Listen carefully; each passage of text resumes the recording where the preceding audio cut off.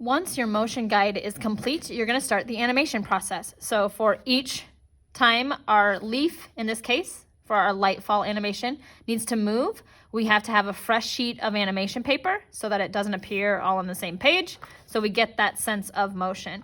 So I do not need to redraw my background every single time. There's a way when we go to scan these that we can scan the background separately, call that a different file name, and run that the whole length of our animation. So you do not have to draw your background every time. We are only going to redraw every time the object that moves, in this case, the leaf. So I'm going to put down a new fresh sheet of animation paper, and I'm going to remember to catalog my drawings. So again, that means writing a number in the top corner. Since I've already used my blue and red animation pencils, I'm going to use just a regular mechanical pencil. So in the corner up here, I'm going to write number 1.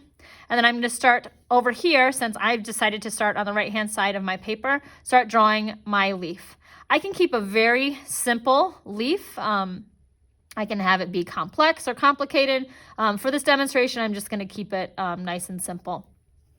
So I'm going to just draw a little leaf, again, with the center of it being kind of towards the middle of that very first mark that I made. I could make this as complicated as I wanted to. I could add more leaves. And I think when I take this out as a full animation, I will have a bunch of little leaves. So I might add 2 or 3 in here right now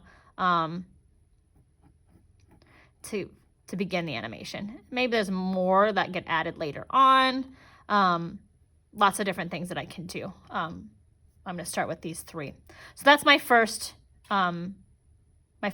frame of my animation. So again, every time I want something to move, I'm going to get a fresh sheet of paper, put it down on my light table here. I'm going to catalog the drawings. This one's number 2. And now I need to get all of these 3 to move. And so I know I only made one motion guide. So these other leaves are going to follow that same path, but their timing's going to be relatively close to that first leaf that's on the path, but a little bit different. I can exaggerate and move things around since I'm the artist. I don't want to take this leaf though and just redraw it in the same position every single time on these marks, because that's not what happens in nature. We also observe that as the leaf falls, it twists and turns. It changes its shape. So to make it visually interesting, I want it to twist and turn too. So this next mark, which is right here, I'm going to have this guy start to kind of turn a little bit. So again, just like in our bounce ball animation, we don't want in this case, our leaves to appear like they're having or losing volume, having or gaining volume, getting bigger or smaller. We still want it to be the same leaf. You still want it to look like it's the same leaf. It's just changing shape a little bit.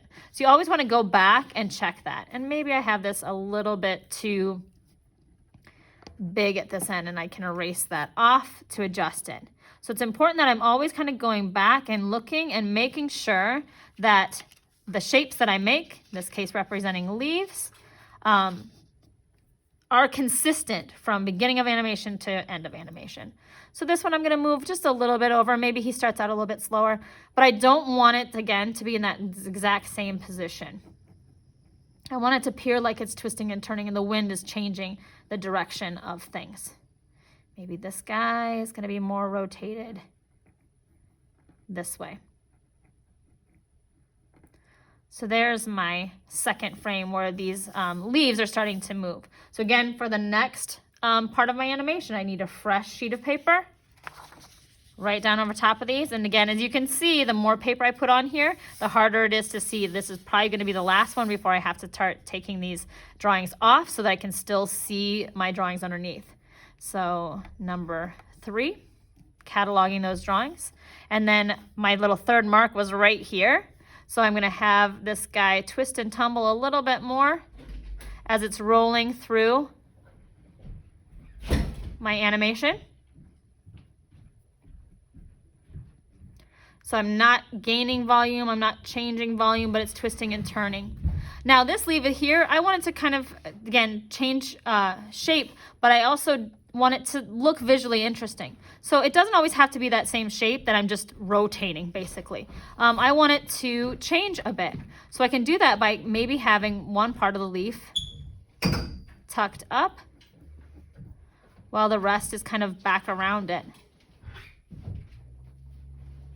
So I'm looking at changing those shapes. You can always find great reference on the internet of what leaves look like and how different shapes that they could possibly take. Maybe at this point, this leaf is kind of opening up more as it twists and turns around.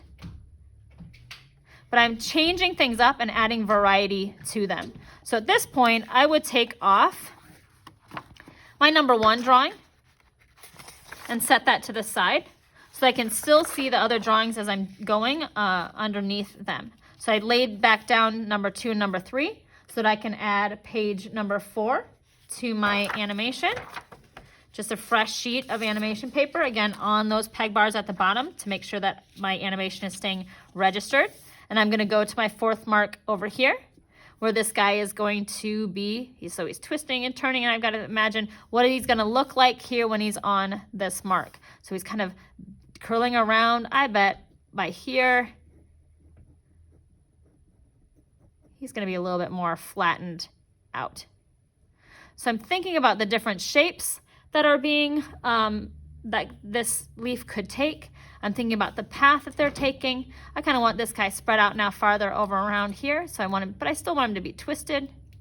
So maybe this part of the leaf is up and there's just a tiny little bit that's hidden in the background there. I like to shade the parts that are in the background so I can tell that they're twisting and turning and moving. Now this one was kind of slightly turned up. So maybe all the way over here, he's upside down. So you're just planning out your animation based off of different shapes that you've observed, and feel free to use reference to get some interesting shapes as they're twisting and turning, using your motion guide that you've already planned out the timing for. You can have one leaf, multiple leaves. Maybe at this point I can add another leaf who's just coming in from the back here. So I've got this kind of sense that there's a bunch of leaves flying through the air. It's really up to you. You just want to make sure that you're staying consistent the whole time and that the leaf doesn't appear to be getting bigger or smaller, but it appears to be changing and twisting and turning and rolling as it would in the wind if this was actually happening out in real life. Don't forget to catalog your drawings. So I needed to add the number 4 up here to get this cataloged and to have my animation play properly when I go to scan these drawings and make it into a movie file. So again, be playful with this. Find good reference of, in this case, leaf or whatever it is that you're having be your light fall. And make sure things are twisting and turning and rotating around and have strong visual interest throughout the animation.